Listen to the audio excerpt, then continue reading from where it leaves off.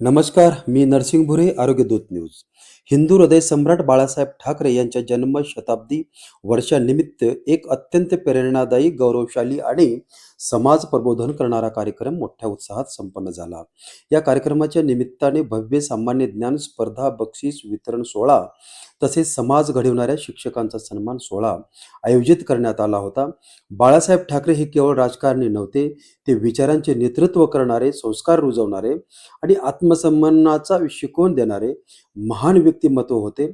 त्यांचे विचार, त्यांचा वारसा, त्यांच्या पुढील पिढीपर्यंत पोहोचण्याच्या उद्देशाने हा कार्यक्रम राबवण्यात आला आणि तो विद्यार्थी, पालक व शिक्षकांसाठी अत्यंत प्रेरणादायी ठरला.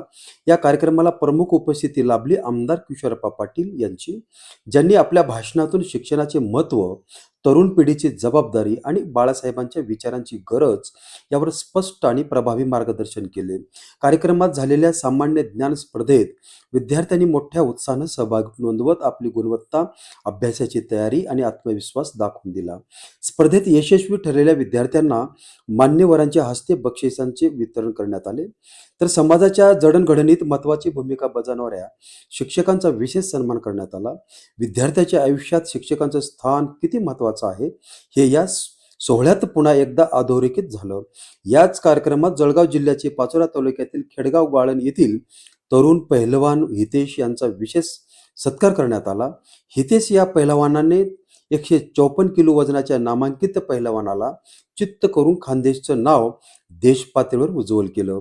या उल्लेखनीय कामगिरीबद्दल आमदार किशोरप्पा पाटील यांच्या हस्ते हितेश यांचा सन्मान करण्यात आला.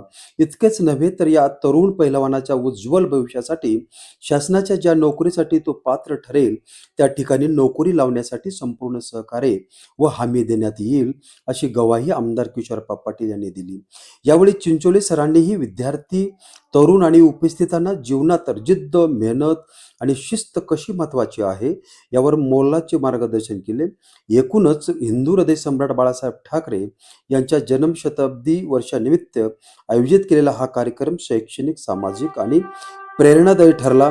बाळासाहेबांचे विचार, त्यांच्या आत्मसन्मानाचा संदेश आणि समाजहिताचा वारसा पुढील पिढीपर्यंत असाच पोहोचत राहो हीच अपेक्षा. मी नरसिंह भुरे, आरोग्य दूत न्यूज. धन्यवाद.